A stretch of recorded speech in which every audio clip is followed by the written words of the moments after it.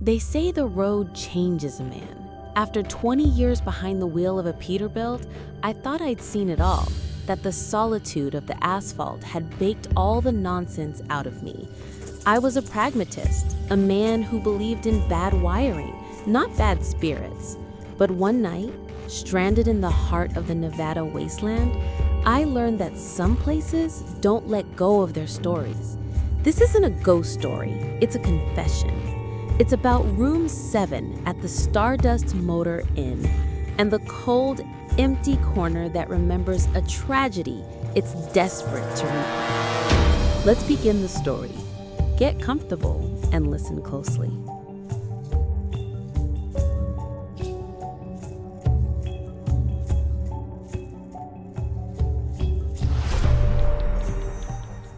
The white lines of Highway 95 had become a hypnotic serpent, slithering into the endless black of the Nevada night.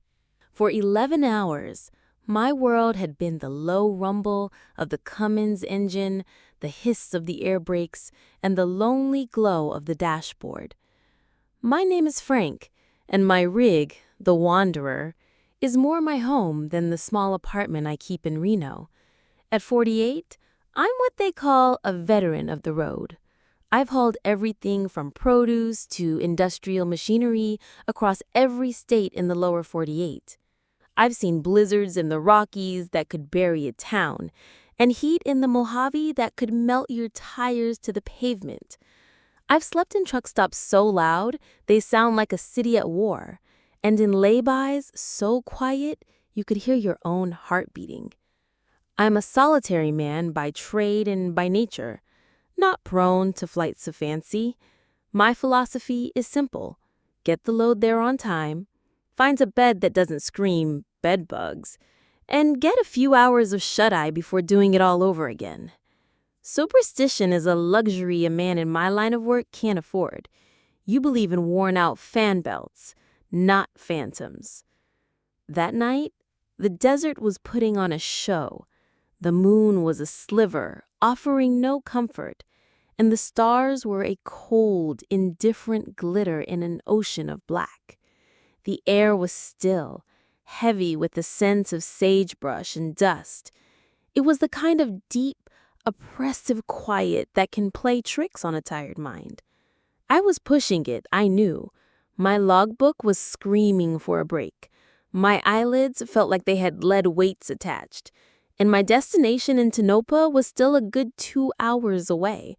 I was running on fumes and lukewarm coffee, chasing the dawn. That's when the desert decided I'd had enough. It started with a shudder, a violent cough from the engine that sent a jolt through the entire cab. The temperature gauge, which had been steady for hours, suddenly spiked into the red. I cursed, easing my foot off the accelerator. I knew that sound. It was the water pump, giving up the ghost. I could probably limp it a few more miles, but pushing it in this desolation was suicide. I coasted to a stop on the shoulder, the sudden silence deafening after the roar of the engine. I was stranded, utterly and completely alone. I sat there for a minute, the red emergency flashers painting the scrubland in rhythmic, bloody strokes. No cars had passed me for the better part of an hour. My cell phone, predictably, had no signal. This was the razor's edge of the job, the part they don't put in the recruitment brochures, the part where the vast, romantic emptiness of the American West shows its teeth. Just as a knot of real, practical dread began to tighten in my gut, I saw it. About a mile ahead, a faint, flickering beacon of civilization, a neon sign, battling against the overwhelming darkness. Parts of it were dead, but I could make out the words, Stardust Motor Inn, and below it, a hopeful, buzzing vacancy. It wasn't a choice, it was a lifeline. Leaving the rig with its hazards flashing, I grabbed my duffel bag and started walking. The Stardust looked like it had crash-landed from another era, a classic U-shaped, single-story affair. Its white paint was peeling to reveal a sickly yellow underneath. The neon sign, a glorious atomic-age starburst, was half dead, casting the dusty parking lot in a sputtering, ghostly pink light. The office was a time capsule.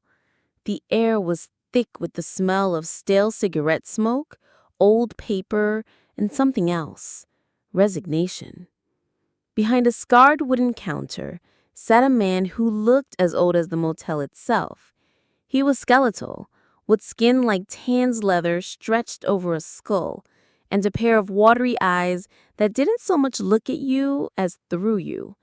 He didn't greet me, just watched me approach with an expression of profound weariness. "Need a room," I said, my voice hoarse. He slid a registration card across the counter, without a word. I filled it out. Frank Miller, address, license plate of the rig I'd left bleeding on the highway. "Truck broke down," I offered, trying to fill the silence. The clerk just grunted, a sound that could have meant anything from tough luck to I don't care. He took the card, glanced at it, and pulled a key from a hook on the wall. A real key, a heavy brass thing with a faded plastic tag that read 7. $75, he rasped, his voice like gravel grinding together. I paid in cash. He didn't offer a receipt, and I didn't ask for one. He pushed the key towards me. End of the row, on the right. That was it. No, enjoy your stay.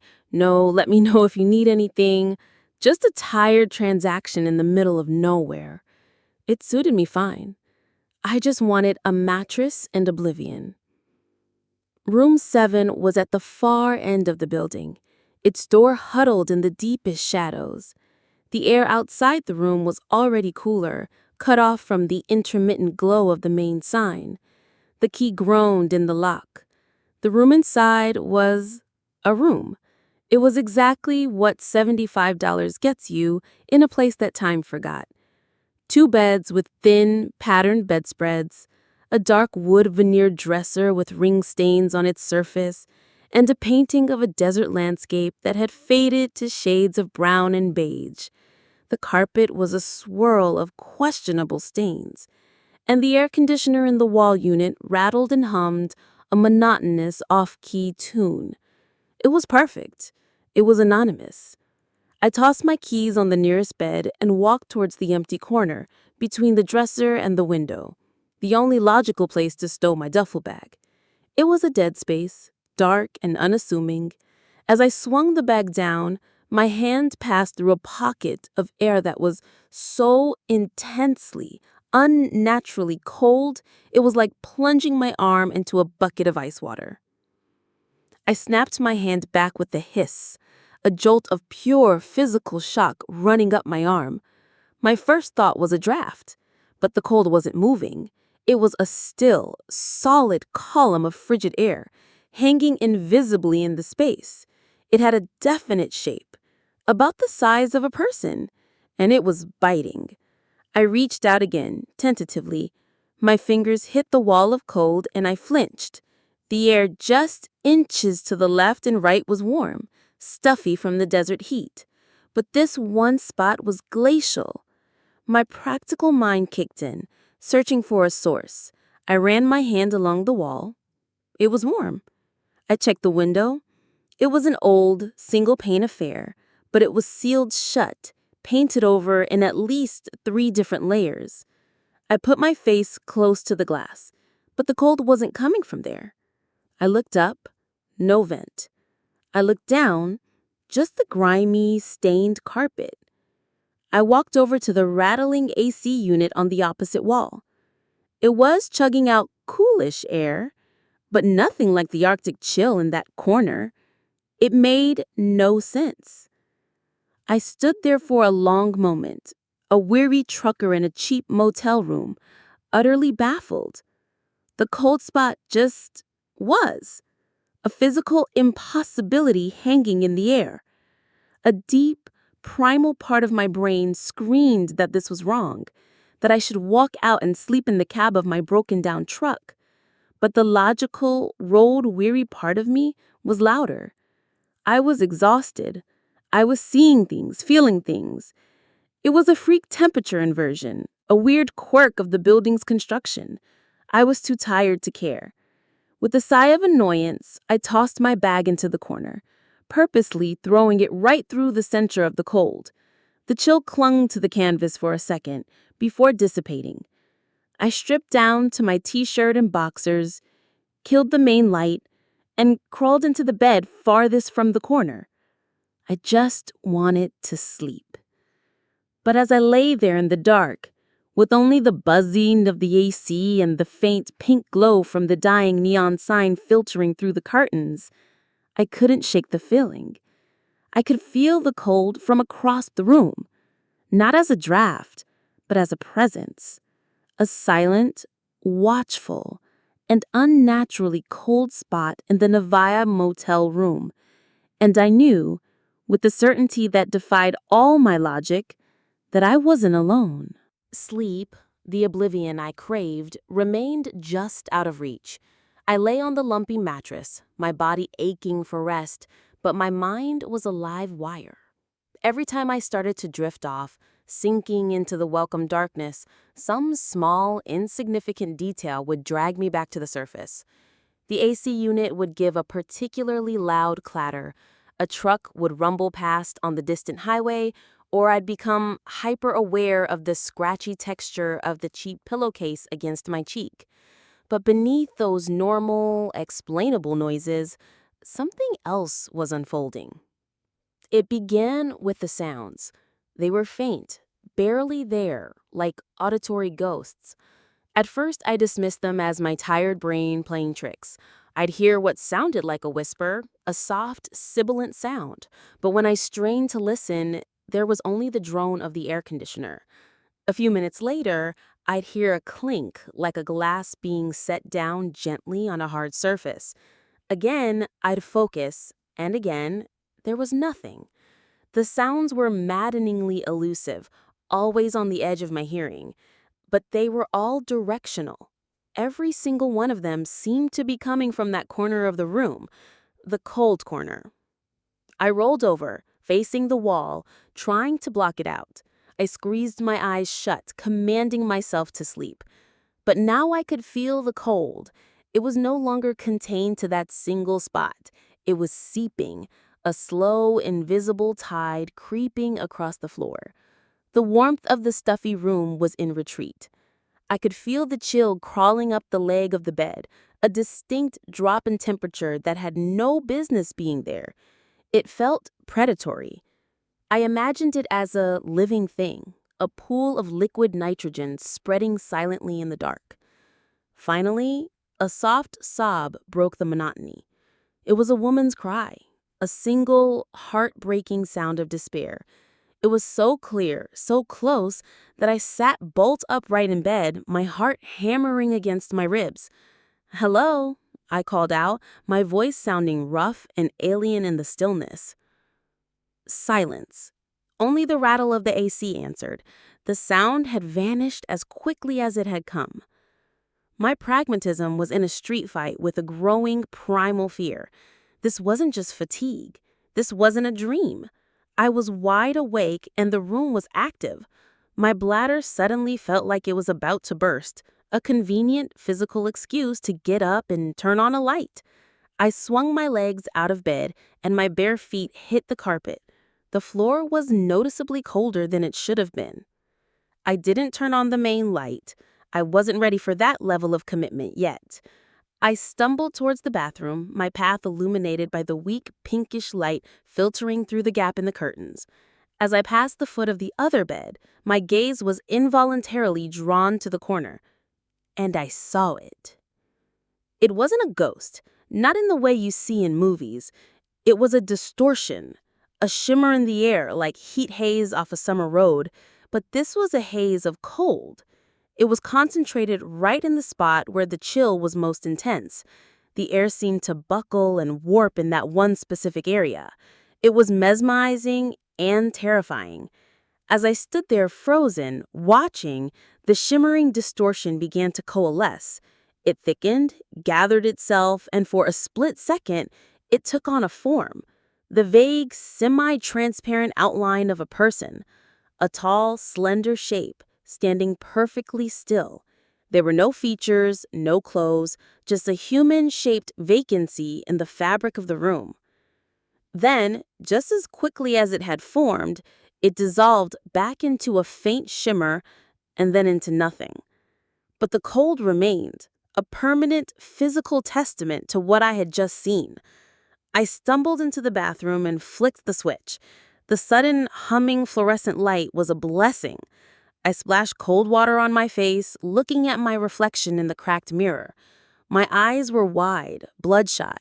The face staring back was that of a man who was scared, a man whose neat, orderly world of logistics and mechanics had just been torn open. Rationalization is a powerful tool, especially when you've relied on it your whole life. I leaned against the sink, my mind racing, trying to build a fortress of logic against the encroaching terror. I'm exhausted. I've been on the road for too long. It's a waking dream, a hypnagogic hallucination. The old motel coffee from that last stop was probably brewed last week. My mind is projecting things into the dark. I walked back into the main room, leaving the bathroom light on. Its sterile white light spilled out, pushing back against the shadows. I walked to the corner. The fortress of logic crumbled the moment I stepped into the zone of cold. It was undeniably, physically real. I could feel the temperature difference on my skin as clearly as stepping from a warm house into a winter night. I held up my hand, goosebumps erupted on my arm. The cold was a tangible, measurable thing, and no amount of self-deception could explain away that physical fact. I knew then that I wouldn't be sleeping, not in this room. I considered my options: go back to the office and demand another room. What would I say to the skeletal night clerk? Sorry, but there's a patch of impossibly cold air in my room that sometimes looks like a person. He'd probably just grunt and slide the same key back to me. Leave? Go sleep in the cab of my truck? The thought was appealing, but the image of that long, dark walk back down the highway with the vast, silent desert pressing in was somehow just as unnerving. So I did the only thing I could. I turned on the main overhead light, a weak yellowish bulb that did little to cheer up the place. I dragged the desk chair to the opposite corner of the room, as far away from the cold spot as I could get. And I sat there, all night, watching that empty space. I sat there as the hours crawled by, a middle-aged man in his underwear, guarding against the patch of cold air in a decaying motel room. I watched as the pink glow of the Stardust sign finally gave way to the first gray hint of dawn. And through it all, the corner remained empty, silent, and impossibly, stubbornly cold. The night was restless, but I had a sinking feeling it was just a prelude. The real performance was yet to come. The harsh light of morning should have burned away the shadows of the night, both literal and psychological. It didn't. As the sun climbed over the distant, dusty mesas, it illuminated Room 7 in all its dingy glory, revealing stains on the carpet and cracks in the ceiling that the darkness had mercifully hidden. The cold in the corner felt less menacing in the daylight, but it was still there, a persistent, nagging anomaly.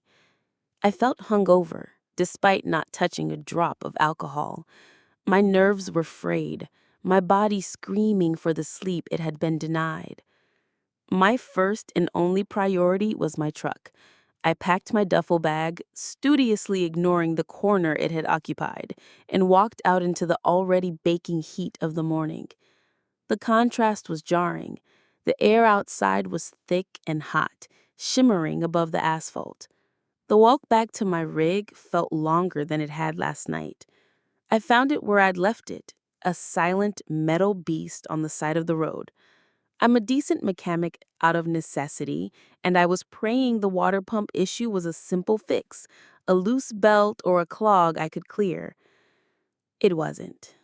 I spent a solid hour with my head under the hood, sweat dripping from my brow onto the hot engine block. The pump was completely seized. The bearings were shot. There was no way I was fixing this on the side of a highway with my limited toolkit. I was well and truly stranded. Defeated, I trudged back to the Stardust Motor Inn, the desert sun beating down on me. The lobby was just as depressing in the daylight. Dust motes danced in the slanted beams of light coming through the grimy front window. Jed, the ancient clerk, was in the exact same spot, hunched over a crossword puzzle. He looked up as I entered, his eyes as devoid of emotion as they had been the night before. "Truck's dead," I said, stating the obvious. "Water pump's gone. You got a number for a local mechanic?" Jed let out a slow, rattling sigh. He gestured vaguely to a yellowed business card pinned to a corkboard behind him. "Earl's garage. He's in Beatty." "Beatty? How far is that?" "Good 50 miles, Jed rasped. Then he delivered the final nail in my coffin. "And Earl don't make house calls out this far. You'll have to get it towed. And he won't have the part. Have to order it from Vegas. You're looking at a day, maybe two." A wave of despair washed over me. Another night. I had to stay another night. My mind immediately flashed to room 7. "You got another room?" I asked, a little too quickly. "Any other room?" Jed slowly raised his gaze from his puzzle and pinned me with it. There was a flicker of something in his eyes. Not curiosity, not surprise, but a flat, tired knowing. It was a look that said he'd heard this question before. "Motel's full," he lied, and we both knew it was a lie. There were maybe 3 other cars in the lot. "Got a convention of rock hounds." He gestured back to my key, which I had placed on the counter. "Room 7's all I got for you." There was no arguing. I was a prisoner of circumstance. I took the key and walked back to the room, my feet dragging. The thought of spending another night in that place filled me with a profound sense of dread. As evening fell, the desert sky bleeding from orange to deep purple, I sat on the edge of the bed, the television on for the noise, its tinny laughter doing nothing to fill the oppressive silence of the room. I had the lights on, all of them, but as the last of the natural light faded, the atmosphere in the room began to shift. The cold in the corner started to assert itself again, its invisible tendrils reaching out into the room. And then the sounds started. This time they were clearer, not the fleeting, ghostly whispers of the previous night. I could now make out 2 distinct voices, both emanating directly from the cold spot.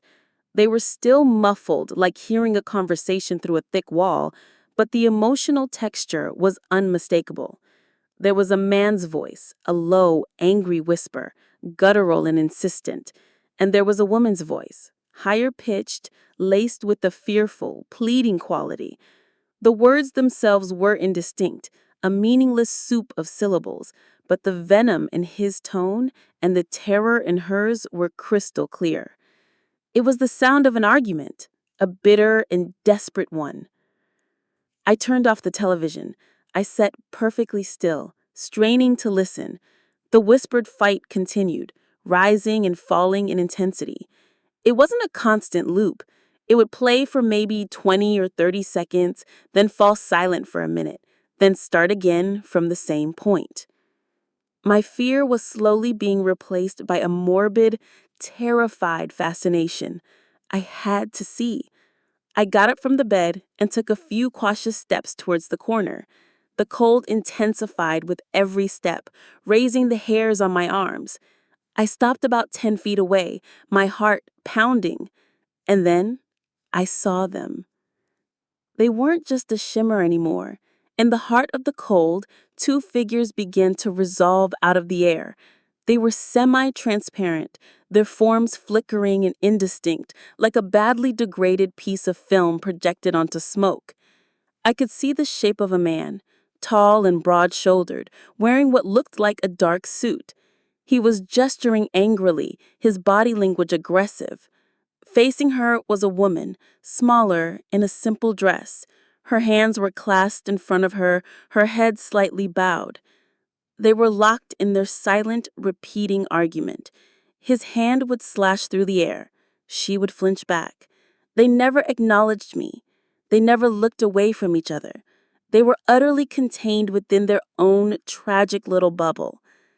It was like watching a memory, a psychic recording stuck on a loop, playing out in the very spot where it had been imprinted. The cold was the medium, the room was the projector, and I was the unwilling audience. I watched mesmerized as the ghostly film played over and over. The man's angry whisper, the woman's fearful plea, his aggressive gesture, her terrified retreat. It was a fragment of a story, a moment of profound misery etched into the very fabric of this forgotten room. And with each repetition, I had the chilling realization that I was no longer just a guest at the Stardust Motor Inn. I was a witness. Being trapped is a hell of a motivator. The desert outside, my dead truck, and the laconic old man in the office had built the walls of my prison. But the real bars were inside room 7, forged from cold air and looping misery. The second night was a sleepless, terrifying vigil, but by the third day, my fear had curdled into something else, a desperate need to understand, to interact, to do something. I wasn't going to just sit here and be terrorized. I was a trucker. We solve problems. We don't just stare at them. So I started to experiment. My working theory was that this phenomenon, this recording, as I'd started calling it in my head, wasn't just a visual or auditory hallucination. It was tied to the physical environment. The cold was its anchor. So what would happen if I changed the environment? What would happen if I fought back with the basic laws of physics? My first test was the air conditioner, the rattling, wheezing beast on the far wall. The night before, its drone had been my only shield. I cranked the dial from low cool to high cool. The compressor kicked in with a groan, and the unit began to pump out a significantly greater volume of chilly air. I watched the corner. As the ambient temperature in the room dropped, the apparitions began to fade. The distinct, biting cold of the spot became less pronounced, diluted by the general chill of the room. The angry whispers grew fainter, swallowed by the mechanical roar of the AC. It was still there, but it was suppressed. The recording was being drowned out by white noise, both audible and thermal. Interesting. Next, I tried the opposite. I shut the AC off completely. The sudden silence was jarring. I walked to the bathroom and turned the sink's hot water tap all the way on. The pipes clanked and shuddered, and then a plume of steam began to billow out into the main room. The small, enclosed space grew humid and warm quickly.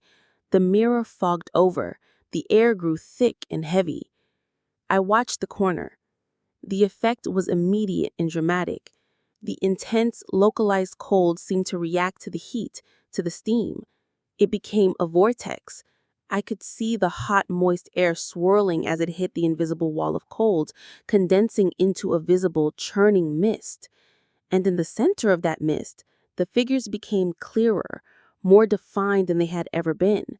The milky, opalescent solidity was replaced by a milky, opalescent solidity. I could almost make out the pattern on the woman's dress, the sharp lapels on the man's jacket. Their whispered argument was louder, the words still maddeningly just below the threshold of comprehension, but their emotional intensity was amplified tenfold. The heat and energy I was pumping into the room wasn't erasing the recording, it was feeding it. It was like pouring gasoline on a phantom fire. I spent the better part of that afternoon testing my hypothesis. I'd opened the curtains wide, letting the brutal Nevada sun bake the room, and the apparitions would gain a fraction more substance. I'd closed the curtains, plunging the room into darkness, and they would recede slightly. It seemed to react to any change in energy. Light, heat, even sound. I clapped my hands loudly at one point, and the figures flickered violently, like a disturbed television signal. This wasn't a passive haunting. It was a system, a psychic machine that responded to external stimuli. Sometime during that long, strange afternoon, I noticed something else, something far more disturbing. The loop wasn't static, it was progressing. Each night, the ghostly scene had been identical, but now, with my constant prodding, it was changing. The argument was lasting longer. The first night, it was maybe 20 seconds of muffled whispers. Now, it was closer to a minute. A few more gestures were added. The man would now take a half step forward, invading the woman's space. She would now raise a hand as if to ward him off. It was like watching a corrupted file slowly restoring itself, pulling more and more data from the ether. The recording wasn't just replaying, it was rebuilding itself. And I was helping it. By late afternoon, armed with this terrifying new knowledge, I couldn't take it anymore. I stormed out of the room and back to the lobby. Jed was there, of course, a permanent fixture. He looked up from a tattered paperback, his expression unchanging. "We need to talk," I said, my voice tight. I leaned on the counter, my knuckles white. "Room 7. What happened in that room?" Jed put his book down with painstaking slowness. He looked at me, and for the first time, I saw a flicker of something beyond weariness in his eyes. It was a deep, ancient sadness. He didn't feign ignorance. He didn't call me crazy. He just shrugged, a small, tired movement of his bony shoulders. "Happened long time ago." He rasped, his voice dry as dust. "Before my time even. A bad fight. A real bad one." He paused, looking past me, as if seeing the events himself. "The room, it remembers. That's all. It just remembers." "Remembers?" I shot back, my voice rising. "It's not remembering, it's replaying. I can see them, I can hear them, the cold, the voices." "Most folks are too drunk or too tired to notice. You're a light sleeper." Jed put his book down, a clear signal that the conversation was over. He wasn't going to help. He wasn't going to offer a solution, or even sympathy. He was just the keeper of this place, the tired custodian of its misery. I walked back to my room, the desert heat feeling like a furnace blast. Jed's confirmation, his tired resignation, was more terrifying than any denial. It was real. I wasn't crazy, and I was trapped in a room with a memory that was slowly but surely waking up. Jed's weary confirmation had lit a fire under me. Knowing I wasn't crazy was one thing. Knowing the horror was real was another. I couldn't just be a passive observer anymore. I needed answers. If the room remembered, then surely, somewhere, the world did too. The Stardust Motor Inn had Wi-Fi, a fact that seemed as anachronistic as the building itself. The connection was painfully slow, the signal struggling to exist in this vacuum of civilization, but it was a link, a lifeline to the outside world, to a history that Jed was unwilling to share. I sat on the bed, my laptop humming, and started digging. My search terms were simple at first: Stardust Motor Inn, Nevada, death at Desert Motel. The initial results were useless tours reviews and real estate listings for similarly named, more reputable establishments. I had to narrow my focus. I started searching for old local news archives, newspapers from Beatty, Goldfield, Tonopah, any small town that might have covered a story from this forgotten stretch of highway. I added date ranges, guessing at the motel's 1970s or 1980s aesthetic. For hours I scrolled through digitized microfiche, squinting at grainy scans of old newsprint. It was a journey through the mundane past, town fairs, high school sports scores, local politics. And then I found it. It wasn't a headline. It was a small article buried on page 3 of the Beatty Bugle, dated October 1978. The headline was simple, tragic. "Couple found dead in roadside motel." My blood ran cold. I clicked on the link, and the fuzzy text slowly loaded onto my screen. The article was short, just a few paragraphs, but it was everything. A married couple, Eleanor and Arthur Vance, were discovered by a housekeeper in room 7 of the Stardust Motor Inn. They were from California, reportedly on their way to Las Vegas to finalize a bitter divorce. According to the Nye County Sheriff's report, the scene was ruled a tragic escalation of a domestic dispute. Arthur Vance, age 45, had died of a massive coronary, a heart attack. Eleanor Vance, age 42, was found beside him. The cause of death was listed as a self-inflicted wound from a small pair of sewing scissors she'd been carrying in her purse. The case was closed. A tragedy, the article called it, a sad end to a troubled marriage. But it hinted at lingering questions, the unusual nature of the scene, though it didn't elaborate. Eleanor and Arthur Vance. The names hit me like a physical blow. These weren't just apparitions anymore. They were people. People with a story, a history, a final terrible moment that was now trapped on a loop in my room. The angry guttural whispers were Arthur. The terrified, pleading sobs were Eleanor's. The article gave context to the horror. The argument I'd been hearing wasn't just a fight, it was the prelude to their deaths. As dusk fell that evening, I didn't need to provoke the recording. It was ready. It felt like the room itself was holding its breath, waiting for the performance. The cold from the corner was more intense than ever, a palpable entity in the room. I didn't retreat this time. I stood my ground, a morbid historian waiting for the final chapter to be revealed. The replay began, but it was different. It was longer, more complete. It started with the familiar muffled argument, but now, armed with the knowledge from the article, I could almost fill in the blanks. The fight over assets, the bitterness of betrayal, the finality of divorce. The figures of Arthur and Eleanor appeared, more solid than I had ever seen them. I could see the desperation etched on Eleanor's phantom face, the vein throbbing in Arthur's spectral temple. The loop progressed past the point where it had always stopped. The argument escalated. Arthur's angry whispers turned into a hoarse shout, though the sound was still distorted like it was coming from underwater. He took a step forward, grabbing Eleanor's arm. She cried out, a sound that was half sob, half shriek.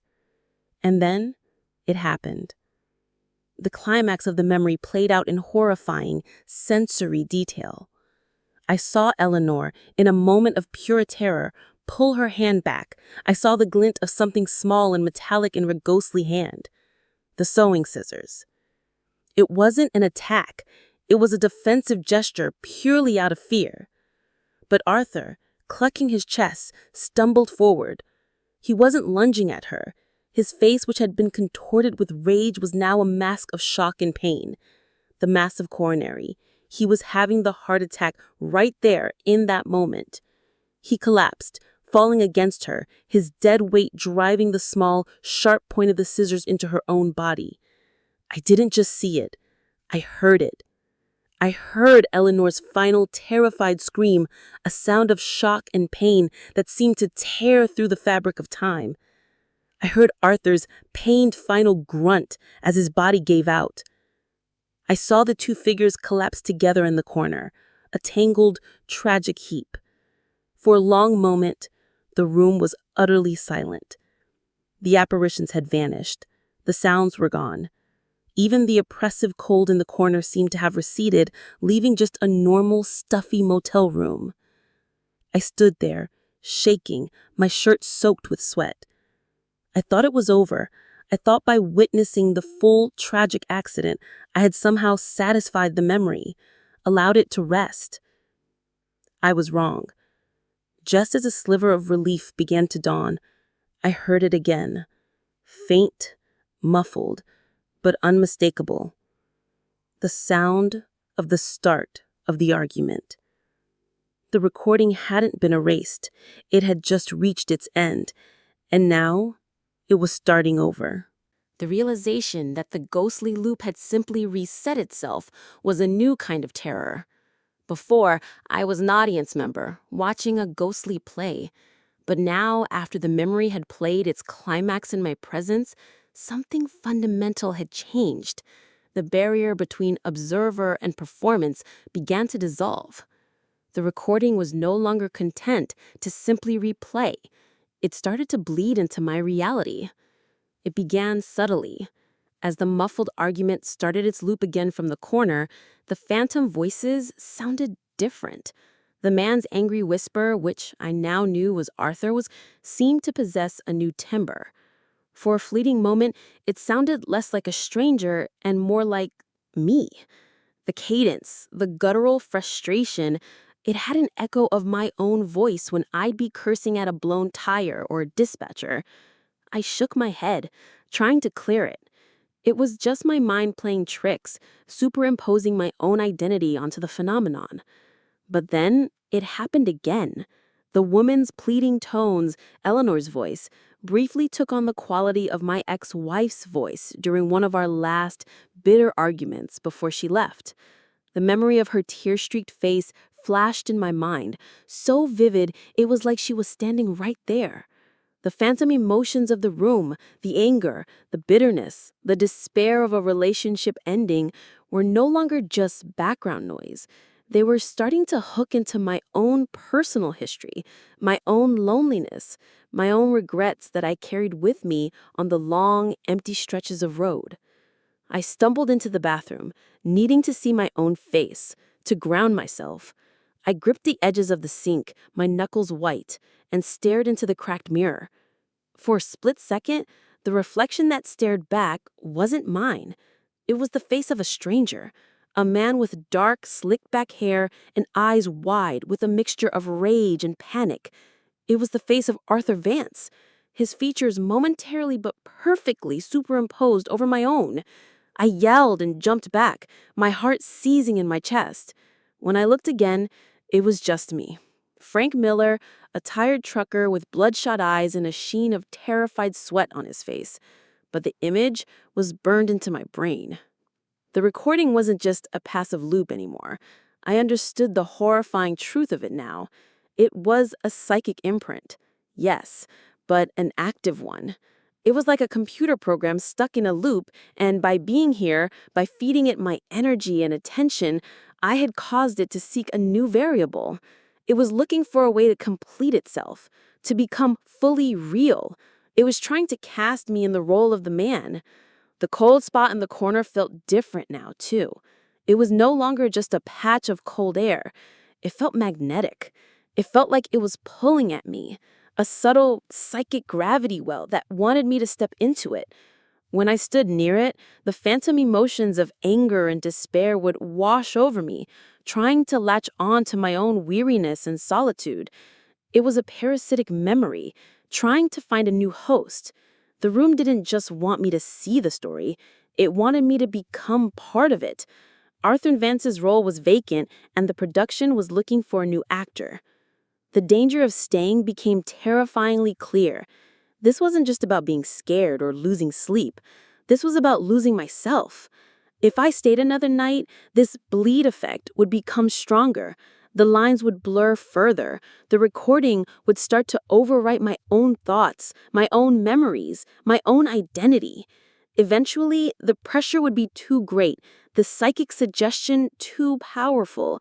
The room would compel me to play out the tragedy for real, perhaps not with an Eleanor, but with the ghost of her, or worse, with my own fractured psyche.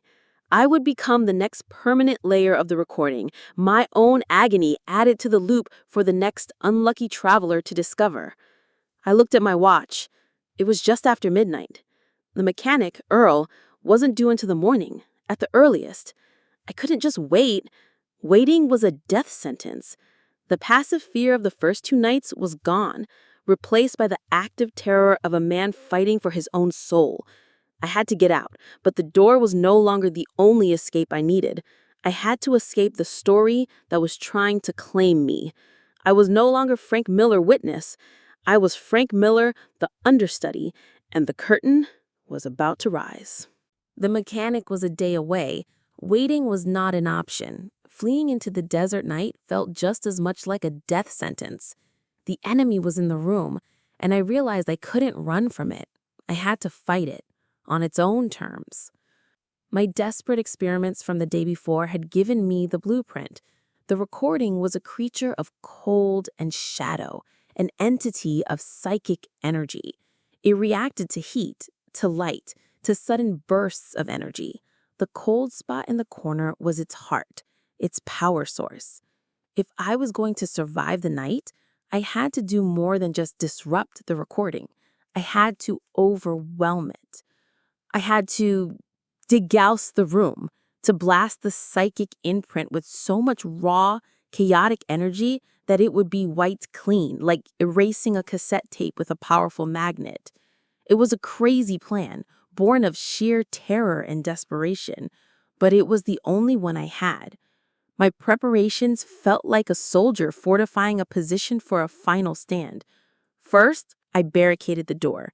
I shoved the heavier of the two beds against it, its legs screeching in protest against the worn carpet. No one was getting in, and I was not getting out until this was over. Next, I went to the thermostat on the wall, an ancient, yellow dial. I cranked it as far as it would go, to maximum heat. The old furnace in the motel's guts roared to life with a shudder, and hot, dry air began to blast through the vents.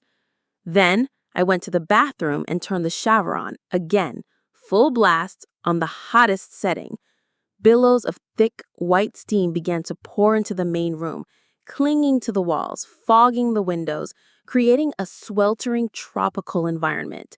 The air became a visible, swirling soup of heat and moisture. The recording did not take this assault lying down. It fought back. As the temperature in the room soared, the loop in the corner began to play at a frantic, accelerated speed. The muffled argument became a constant, overlapping babble of angry shouts and terrified screams. The figures of Arthur and Eleanor flickered violently, no longer confined to their corner. They started to distort, stretching and warping, their spectral forms appearing all over the room for split seconds. Their eyes turned towards me, their eyes wide with accusation and rage. The cold spot pushed back against the encroaching heat, creating a visible vortex in the steamy air, a miniature tornado of condensation and psychic pressure that hummed with a low, threatening thrum. This wasn't enough. I needed more. I remember the powerful, high-intensity flashlight in my duffel bag, the kind we used to inspect the undercarriage of the rig. I grabbed it. Its heavy metal body cooled in my sweaty palm. I clicked it on, its piercingly bright LED beam cutting through the steam like a laser. I aimed it directly at the heart of the swirling vortex in the corner. The reaction was instantaneous. A high-pitched psychic shriek filled my head, a sound that wasn't a sound, but a pressure, a pain. The figures recoiled from the light, their forms dissolving like smoke in a strong wind. But the cold remained, a stubborn, unyielding presence. It still wasn't enough. I needed a final, massive surge of energy. My eyes scanned the room, landing on the cheap lamp on the bedside table. It was plugged into a loose, sparking wall socket. An idea, a terribly dangerous idea, formed in my mind. I rummaged in my bag and found my multi-tool. With trembling hands, I used the pliers to pull the lamp's plug slightly from the socket, exposing the metal prongs. This was it, the climax.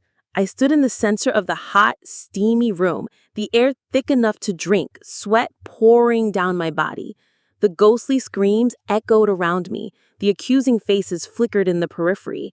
I could feel their despair, their anger, their terror, all directed at me, the intruder who was trying to tear down their memory palace. I took a deep breath, braced myself, and jammed the metal tip of my multi-tool into the gap, short-circuiting the socket. The result was an explosion of energy. A brilliant blue-white flash lit up the room, accompanied by a loud, sharp crack of electricity. The lights in the room died, plunging me into darkness, but the after-image of the flash was burned onto my retinas. In that split second of intense energy and light, I saw it. I saw the figures of Arthur and Eleanor not as ghosts, but as pure, screaming energy, their forms blown apart like dandelion seeds in a hurricane. And then came the final sound, a deafening, soul-shaking psychic shriek that seemed to emanate from the very walls of the room. It was a sound of erasure, of a tape being violently wiped clean. Then, silence. Absolute, total silence. The ghostly babble was gone. The oppressive psychic pressure vanished.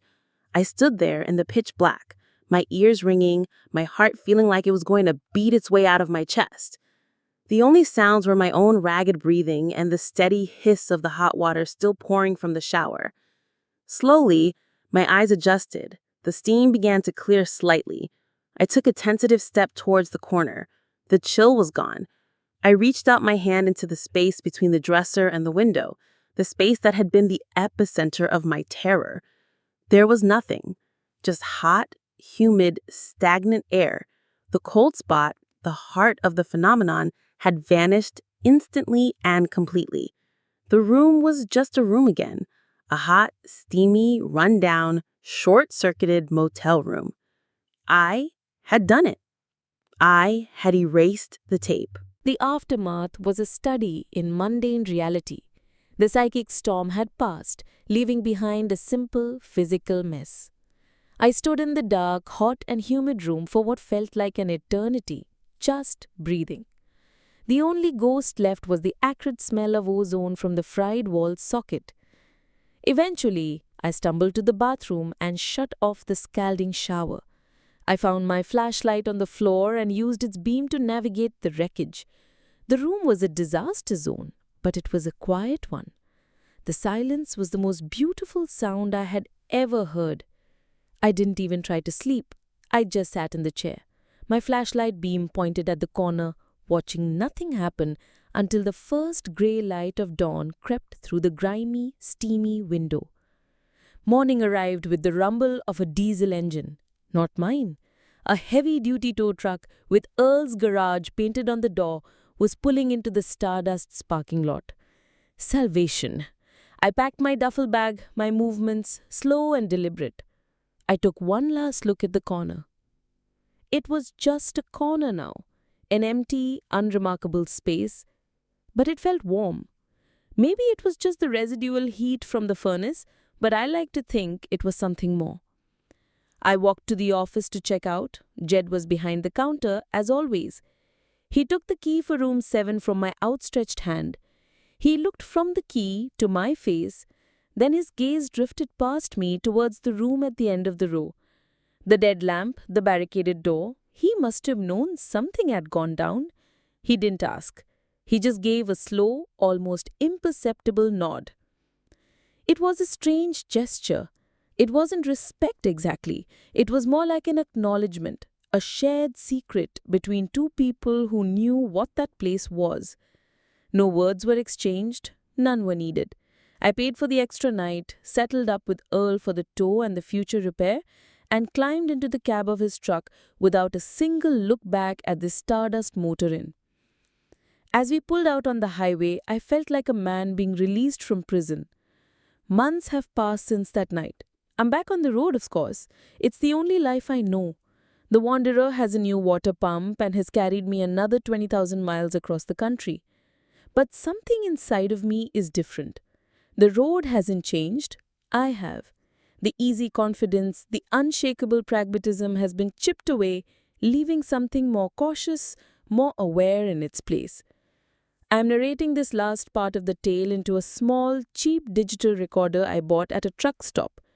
Getting the story out, saying it all out loud, feels like a necessary final step. A confession, like I said, an exorcism of my own. I avoid the old, decaying motels now. I'll push an extra 100 miles to find a brightly lit modern chain hotel, the kind with key cards and sterile, anonymous rooms that have no history, no memory. I've also become incredibly sensitive to the cold. Not the honest cold of a winter morning, but the other kind, the unnatural kind. A sudden chill in a warm room, a draft from a sealed window. These things make the hairs on my arms stand up and my heart beat a little faster. The story ends here, I guess.